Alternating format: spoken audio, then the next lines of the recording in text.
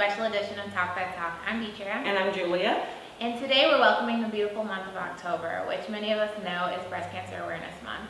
As you can see, we're wearing our pink. Woo-woo.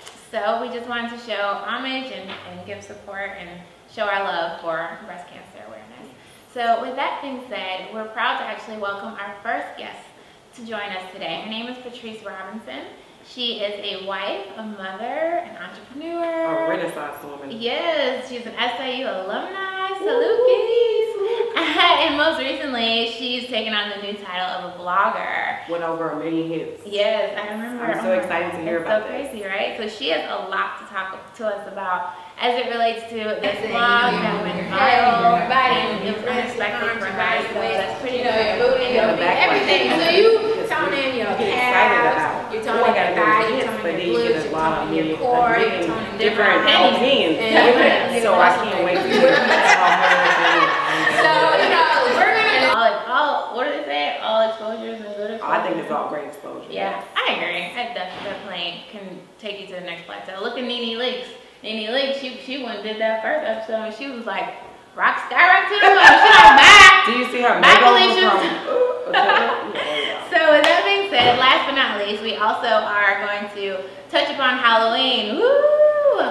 Halloween's coming, and we got a chance to visit Sheena Marie Beauty Studios here in Chicago. So Natalie and I, we were able to go on location there and, you know, experience the glam effect, but you know, one of the stylists was able to do a full face. So it's definitely an amazing result that you don't want to miss. So. I can't wait to see it because she's really big in Chicago. Oh yeah. I know a lot of people that work with her, so I can't wait to see what she's enhanced my fabulosity a couple times. Some people need her because they wear their Halloween face every day. No shame. She's so mean. No shame. No shame. So, you know, so what's been going on? Girl, just living life, trying to get accustomed to marriage life. Yes. Enjoying the summer. Yes. I kind of had the summer off, got to do what I wanted to do. Mm-hmm. What you been doing? I mean, summer was great. You know, Tony and I went on 2 awesome trips this summer.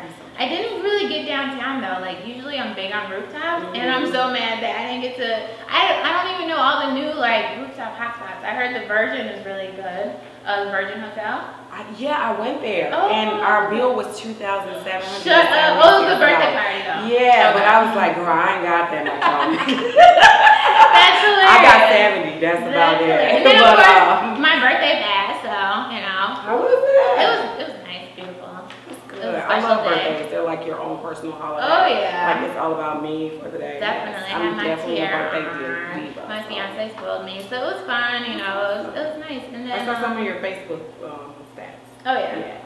I'm big on birthdays. I'll be like, oh, the world shuts down. Like Beyonce has D-Day, I got D-Day. Oh Lord, Jesus, help us.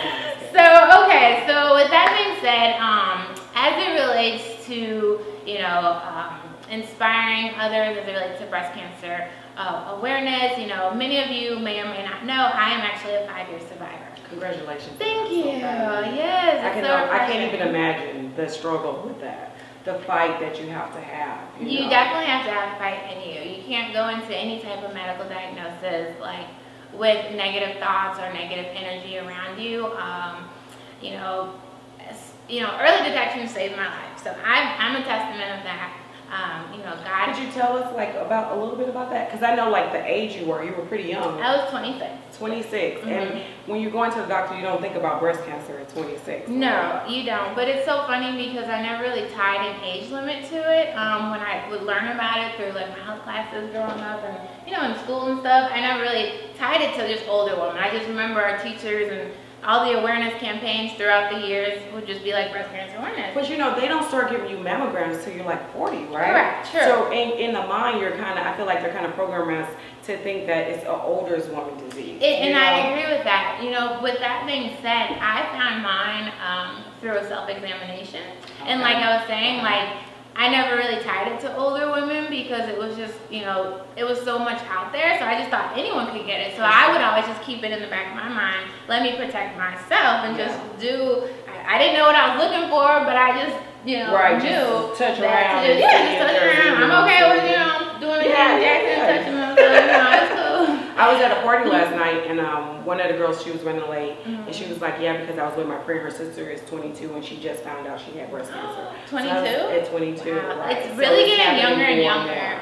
Since I've been diagnosed and since I've been healed, I don't use the word remission because I feel like when people use the word remission, you're kind of still categorizing yourself in that cancer, you know, like, yeah, exactly, having that disease and just still being like 1 foot in, kind of being lukewarm healed. So I thank God for my healing. I've already been cleared as healed, and you know, Can you tell us a little bit about your book? Yeah, absolutely. So as it relates to, you know, well, first before I get into the book, you know, I wanted to talk about you know, just the different type of preventative methods, which I guess, you know, does tie along with my book. My book kind of touches upon different type of facets. It's not a biography about my life, per se. I did kind of add some bits and pieces to kind of relate to my reader. But I was inspired to write it because I've been able to meet so many other, you know, patients and people that were diagnosed or affected by it who were in my age range. And when I was first diagnosed, I didn't really know exactly how to find people to relate to me. You know, it was really scary. I went through a lot of different things, and you know, from an emotional standpoint, it was a lot to deal with. But I had a really great support system, and I talk about that in my book, which is in the chapter Love Angels. A couple of my other chapters that I got great feedback on, because you know my book was published last summer. Yeah, I bought it. Actually, I saw it on it. Yeah. Thank you. So I got a lot of support, and I really appreciate everyone. I think your case, like being from SIU, with we don't, in the Black community, we don't know everybody, but we know of them. So when I saw that, like, oh my God, I kind of know her when you first were dealing with it. It's like, wow, that's kind of close to home. Definitely. So of course, when I saw the book, I'm like, I have to support her. Thank you. I really appreciate it. Awesome. So I got great feedback on it, and you know, you can find my book online, Amazon, Barnes & Noble, Kindle. You know, I had some great feedback and support, and it's really a gem that will never get old because unfortunately we're still yet to find a cure. So, you know, stay involved in your community activities, do things, you know, if your job is hosting a walk or a run or something, partake in that, you know, just give a little bit of your time and support the cause as you can, because the money that you do give does go towards, you know, medical enhancement and different type of, you know, preventative methods as it relates to science and trying to find new technology and stuff to detect it earlier and earlier. So be sure to support. We here at Talk That Talk, we definitely support all the causes. So I'm so excited. We're going to bring on our first guest today. Her name is Patrice Robinson. Yes, we're so happy to have you here. Hi. Hello. Hi, ladies. You look beautiful. Hi, Talk That Talk. Hey, lady, thank you for joining us. Thank you for having me. Thank you. So we know you're on a mission of greatness. I follow you on Facebook, and I'm like, she is doing her thing. Yeah, absolutely. I'm so excited for you. It's like she's been a mom, she's been a blogger, she has her hair mixer, and I saw your hair go from like here to like here, like no, in a small amount of time. So I'm just excited that you came on the show. So tell us a little bit about your journey to where you are right now. Oh gosh, to keep it short and simple, I wouldn't even know where to start. Because obviously before I started doing all of these projects that have come about in about the 5 months, I was actually a director of psych rehab. Oh, wow. At a facility for the mentally ill. So this is a definite turnaround for me in terms of changing scenery, changing career, you know, everything. I'm officially a stay-at-home mom. I have 2 boys, 2 young boys, a 4-year-old, 11-month-old, and I have a husband. 4 years of marriage. More so SIU, you know, and I'm really trying to find my way in the entrepreneurial world. Because I'm a strong believer that one income is not enough. No, multiple sources of income. And what we're also trying to teach our boys too is that find a trade, find something that you love to do, find something that you're good at, because that's how you're going to bring money. I just have to tell you that I brag on you and you don't even know it. So one day, I think this was a couple months back, you posted a picture of the one that's in school. How old is your son? 4, DJ. 4. He was reading. Oh yeah. And I was like, hold on. Well, I was writing my name when I was like 3. So, you know, reading at 4 is like, I husband, like when we have a child, we're going to be calling them because because I think that's incredible to be reading at 4. So just let you know, I brag about you. Thank you. And I actually have to give a lot of credit for that to my mom, because she did a lot of homeschooling with him from the age of 1 on until he went to pre-K this fall. So he went into pre-K knowing how to write his name, knowing how to, he knew his numbers. Well, I worked at the school. Some people don't even know that. Yeah, so you know, we were really thankful that she was able to do that portion. Do you think homeschooling has a better effect than public school? And then what about public school versus private school? I have pluses and minuses for both. I do think homeschooling is positive in terms of getting the one-on-one with the child, especially those who have, you know, attention deficits or whatever. But the reason that we really wanted our son to go to a school, an actual in-house school, was because we wanted him to be socialized. He was the only child for a really long time, and he was used to that attention, you know, and he really didn't know how to be a friend and how to play with others and share and compromise. Important. Right. So there's a plus and minus. Right. You need the balance for that. And as far as public and private schools, my son goes to a private school. I see him in his little suit. He's in a private school, and I'm gonna tell you why he's in a private school, because, and I'm not ashamed of it, you know, a lot of people say we're being hoity-toity, we're being arrogant, but the truth of the matter is my husband actually works in a charter school, and there's things that he observes that, you know, are happening or not happening. And you know, CPS is come a long way. I worked there before, and I tell everybody, you know, I know everybody isn't going to have the luxury of sending their kid to a private school, but if you can invest in that, then definitely do it, because CPS is taking a turn right now. You know, if anybody watches the news, you know that there's a lot going on. There are teachers that are being laid off constantly. It seems like that's constant. Yeah, Dietrich and I were talking before on Facebook about how they don't do handwriting. The cursive. Right. So it's like it's going to be the language that's lost. And what about when your child gets ready to like sign a check or something?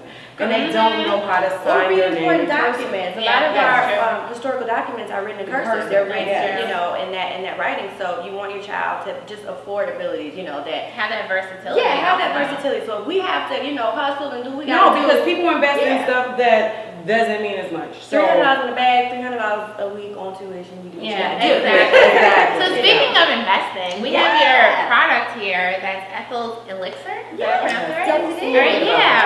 tell us a little bit about that. Okay. Well, that's Ethel's Elixir. Oh gosh, this came about last year when I was pregnant with my last son. I had natural hair because I'm probably 2 years now natural. And you know, as anybody that's natural knows, you suffer with dry hair, dry scalp, you know, and you really have to find a different way to start incorporating the health back into your hair. You can't just go to the beauty supply store and grab some off the shelf. You really have to invest in it. So I came up with this concoction. I literally went to Whole Foods and got like the blue dropper bottles, and I have a book, Essential Oils book, and I just start mixing stuff up, you know, and I would like, you know, Google and look at different hair products and stuff like that, and I came up with my own mixture. And it's funny because people would start asking me about it, like, well, can you make me a mixture? Can you do this thing? And I was like, oh yeah, girl, yeah.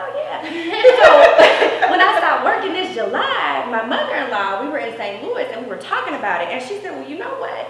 She said, why don't you sell this? Of course. And I was like, well, you know, it's not much. She was like, girl, please, go get you some. And that's what we did. We went, I ordered bottles wholesale, you know, and it's come a long way. I've really developed like the marketing for it and the branding for it. I got labels for it. Obviously, FDA reasons, I have the actual products on the bag, you know, because, you know, people have allergies or things like that. They have to know what they're putting in their hair. Yeah, and so where can people order that? They can order, I actually have a website for Naturally Happy. It's www.benaturallyhappy.com, and it's actually on the bottle as well. And you can just go right to the web store, and right now we have the token, the 4-ounce size, and of the Ethel's Elixir. And we also sell t-shirts. I have a comb that goes along with it. There's a facts page, so I'm, you know, giving some insight into healthy hair, how to keep hair healthy, how to use the product, and it's really been doing good. Yeah, I love it. I love it. Well, your hair is on its way there. But you know what? I keep cutting it, so you know, I kind of like the short thing because you know, I saw you post that post too, like you're tired, you're home at like 3 o'clock in the morning, and you still got that last 20 minutes where you have to twist your hair. It's like real life. So I try to keep mine short so I can just take my little thing and do it like that. Yeah, and also another thing I want viewers to know, this is not just for natural hair. I think I have a lot of women who shy away from ordering it or asking me questions about it because they think it's just for natural hair. Okay. It's for healthy hair. Healthy hair. It's also That's for good. men. I have a lot of customers who use it in their beards. That's to massage great. their beards. Yeah, I have a lot of men who use it Great for their to know. beards. I have a lot of customers who use it for their daughters.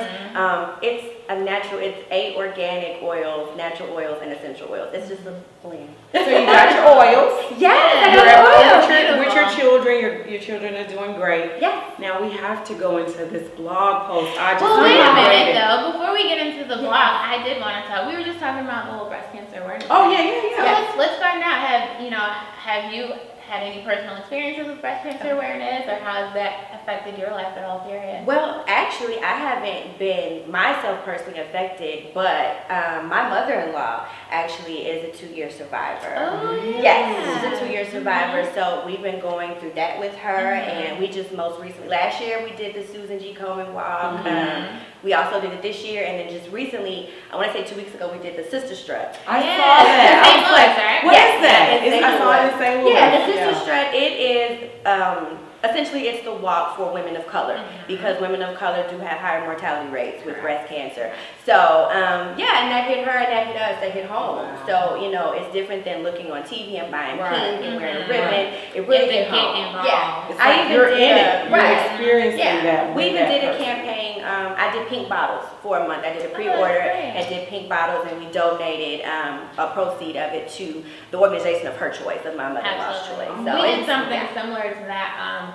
It was for my 27th birthday because I was diagnosed at 26. My mom, she hosted like a pamper party at one of the local nail shops, and so the proceeds of that went to one of our organizations. I think at that time we were supporting Why Me before they decided to close their organization down. But now we still do a lot with the American Cancer Association and a lot of different other ones. Susan I would G like as to well. see that Sister Strut in more cities. Oh my God, we had so much fun. That would be great to that's really expand good. so. Do you wear high heels? Yeah. Or No, you you get the t-shirt, you just walk. But I think what was amazing for me was to see so many women of color come together in such a large group, and we were all like happy, and nobody was nasty or anything. And we walked our mile. It was a 4K. We walked our 4K. We were cool. We giving each other tissue for the outhouse, everything, and we came together and we really had a good time, and I think that's what was most important. Well, that's awesome. I know your mom is here with us She today. I was is, talking with her backstage. She's awesome too. She's Why don't we really have her helpful. come up and she can talk to us a little bit?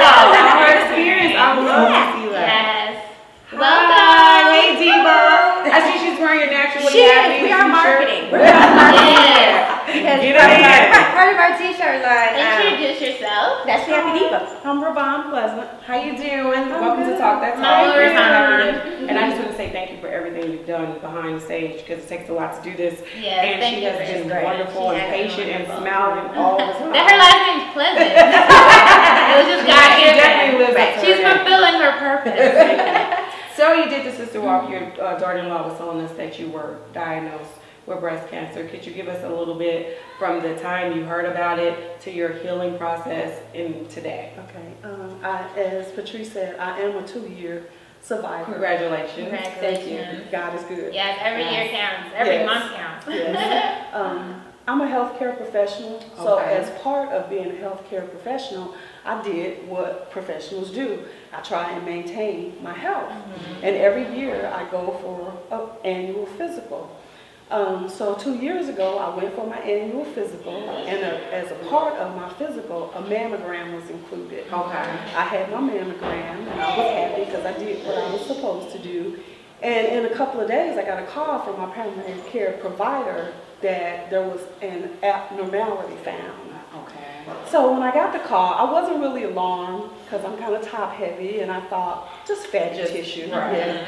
I hear sometimes people cysts or something like that, but Yeah, anything that lumpy right, breast right. or cyst. So we're Yes. still being positive. I'm and- still positive. Mhm. And I went in for the repeat mammogram, and when I went in, there was a picture on the screen, and I said, "Is that my breast?" And I was like, "Yeah," and I said, "There's a mass there that's not supposed to be there." Yeah. And she says, "Oh, honey," they didn't know I was a nurse. So the technician said, "Honey, it's nothing. Really? Don't get alarmed." They tried to brush mine off Yeah. Are you serious? Yeah. Yeah. She said, "Honey, it's nothing. Don't get alarmed." Now that's interesting because we've talked Already about prepped me for it. African American women not surviving as much as other races, but if you see that and to ignore it. No, but as a technician, she's not a healthcare professional. Okay. So she She's couldn't just make there. a diagnosis. Okay. And then it was her way of not trying to alarm the patient. Okay. She wasn't aware that I was a nurse. Okay. And I knew there was an abnormality. Okay. So we had the repeat, and she said the radiologist needs to take a look at this. So I'm sitting there and I'm reading my book, and she says, Mrs. Pleasant, we need you to go down the hall and they need to do an ultrasound. So I go in the nurse gear.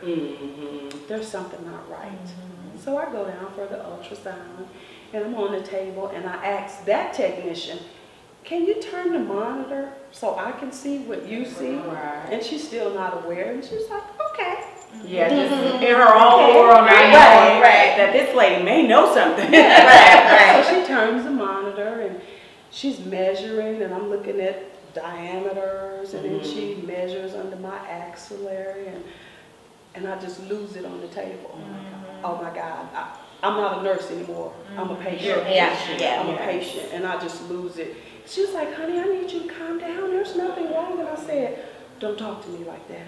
I know what I'm looking at. I know what I'm looking at. And I know there's a mass there and this and that. She said, honey, that's, I said, don't. How big was yours? It was 2 by 2.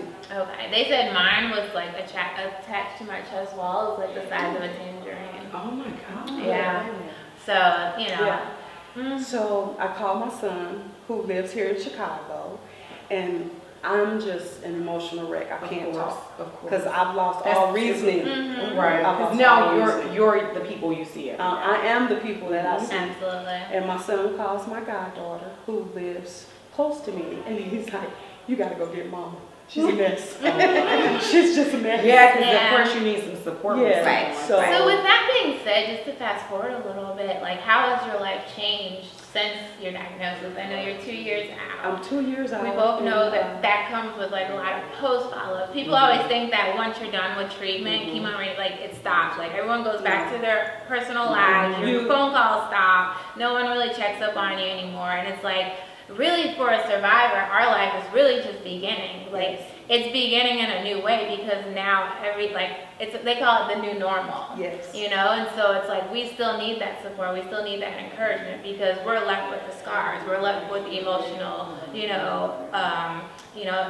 abuse and the baggage and everything. We still have to look in the mirror and be reminded of what, so like, how has that been for you? There is no normal as we know it anymore.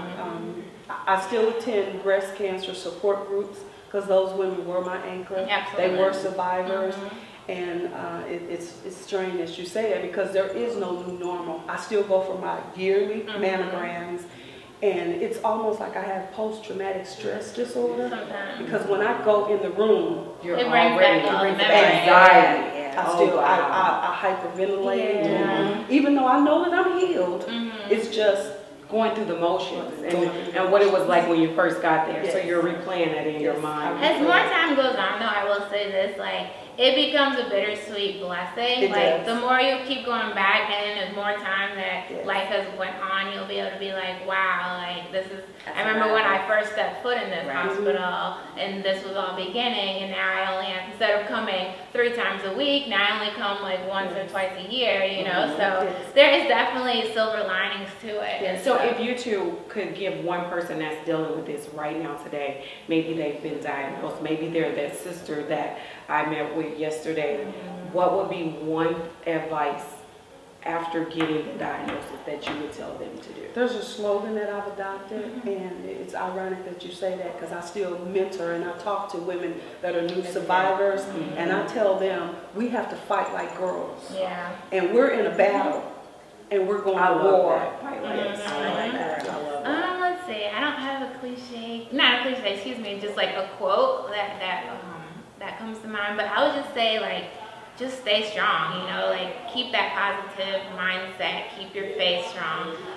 You know, don't let fear creep in and try to take over your thoughts. You're not your thoughts, you're not your emotions. So you have to more so, you know, stay grounded and just stay true to, you know, God's promises for your life. So stay strong and fight like girls. Yeah, and I think a good thing for Deidre, not necessarily being cliche, but your idea of not using the word cancer or remission. Yeah, like I was telling that's you, right. I don't use the word Right. remission. And then I was telling them, and I talk about it in my book, you know, coin phrasing the word cancer by just simplifying and just say, if you have to use it, just say the C word. Because I use this analogy, and this was from my mom, she kind of felt like using the word, you know, the C word. It's kind of like the blob on Ghostbusters. Remember how every time they would do something or whatever, it would just grow and it would kind of pulse and it would get bigger. But that's a universal law that what you focus on is that too. So not using the C word and not giving it power, absolutely, you gain your power. And actually, my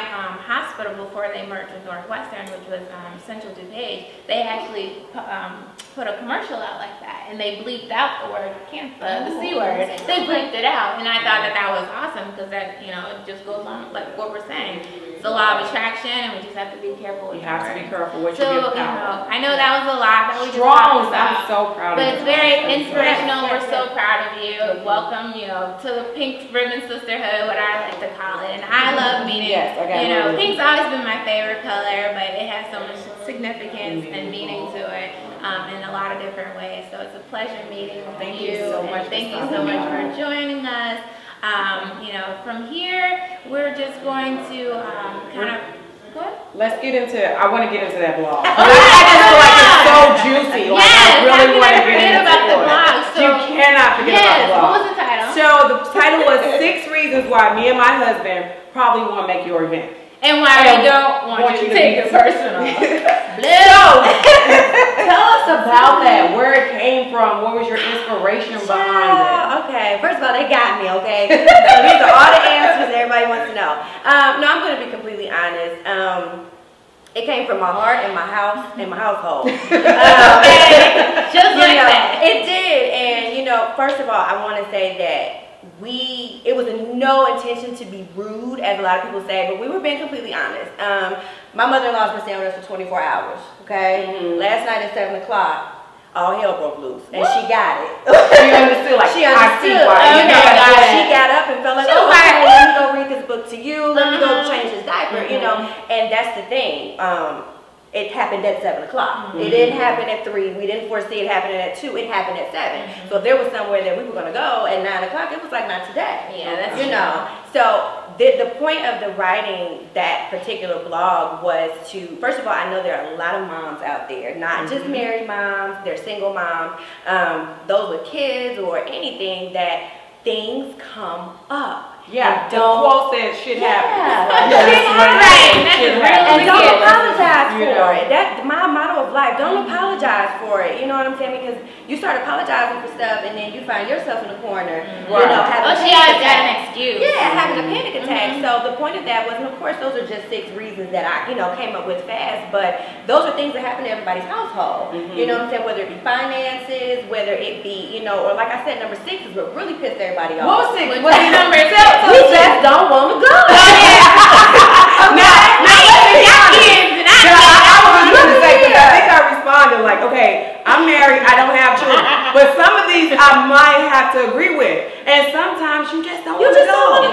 But you know, sometimes I put on my big girl boots and I go, but some stuff you just don't.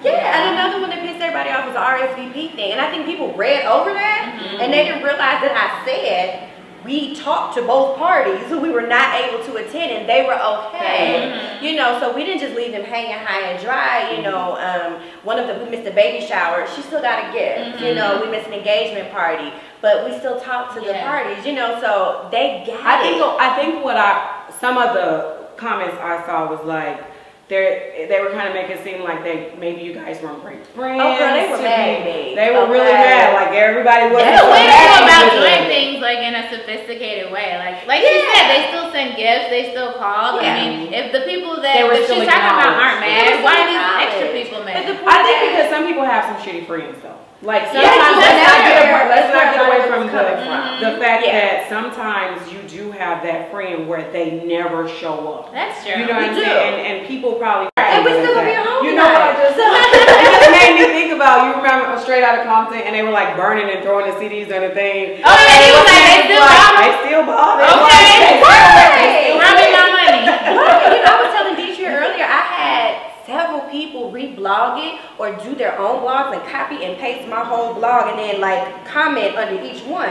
And all I did was thank you for the exposure. Yes. You know what I'm saying? Because you don't realize as many shares. Like she said, it had over 1 million hits. Yes. So I think the last time you posted it was almost at 2 million. Yeah, it was almost at 2 That's million.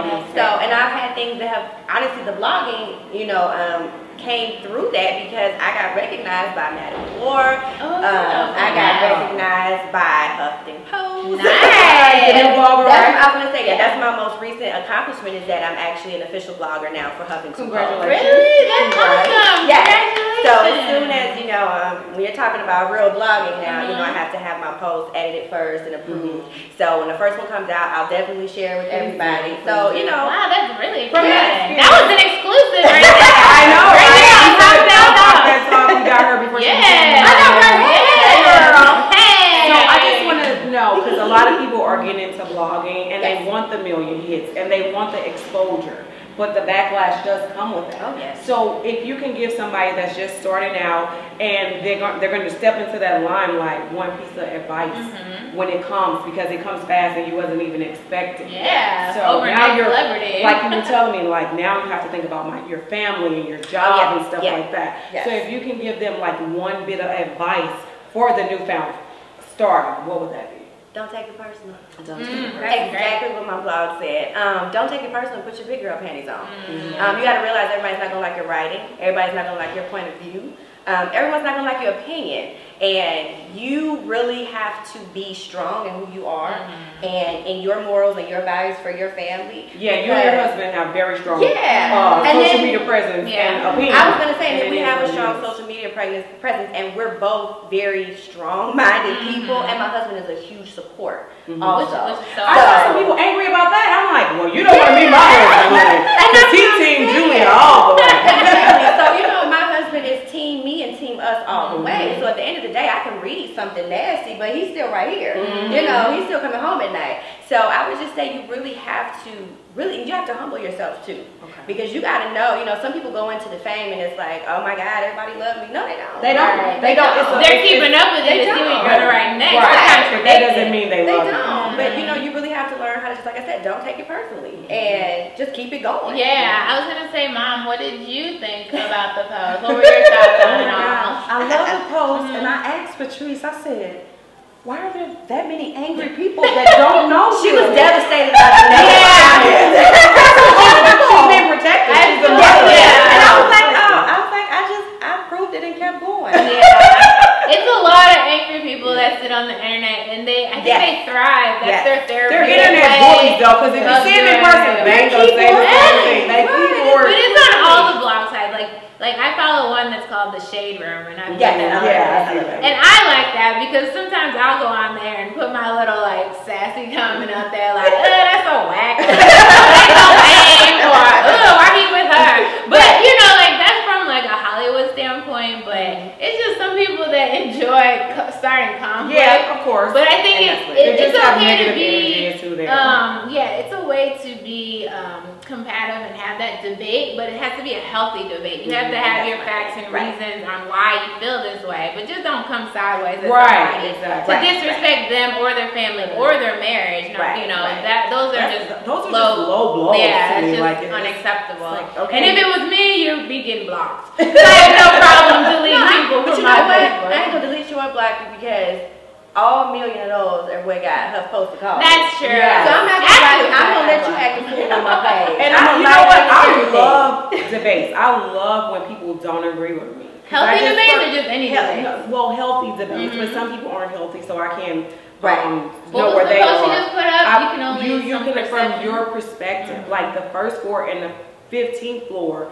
when they're looking out, what they see is right for what they see. And if I'm on the 15th, I can't tell the person on the first what they're seeing. It's what they're seeing at that moment, and you have to respect that. And when you understand that, you just like love people and leave them where they are, because that's it. Because next year I might think something totally different, because maybe I moved up to the same people. Yeah, you know what I'm saying? So you have to understand that. So I love it, and I always repost her blogs. I'm like, what do you guys think about this? Right, absolutely. Well, my overall take on it is just defeat your haters with success. You know, life is continuing. We're all growing. We all have a purpose on this earth that God's given us individually, and it's up to us to fulfill it. Now, whether or not people like it or not, that's not our problem. Not our problem. What you think about me has nothing to do with it. Exactly, because I'm gonna keep shining, and I expect you to keep shining, you to keep shining, and Mama, you gonna keep shining too. Exactly. And keep being fabulous. So, you know, at the end of the day, God doesn't like ugly.